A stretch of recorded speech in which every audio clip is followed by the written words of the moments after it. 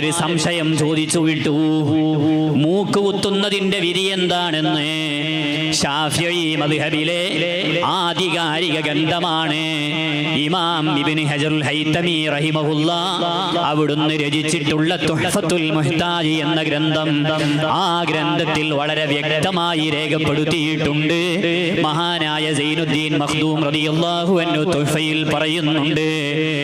ഇമാം ഇബ്നു ഹജറുൽ ഹൈതമി റഹിമഹുല്ലാഹ് പറയുക ويظهر في خرق الأنف بحلقة تعمل فيه من فضة أو ذهب.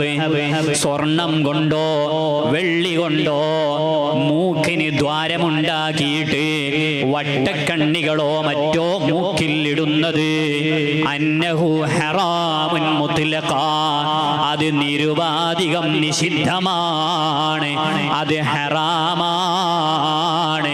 ഉമ്മമാരെ,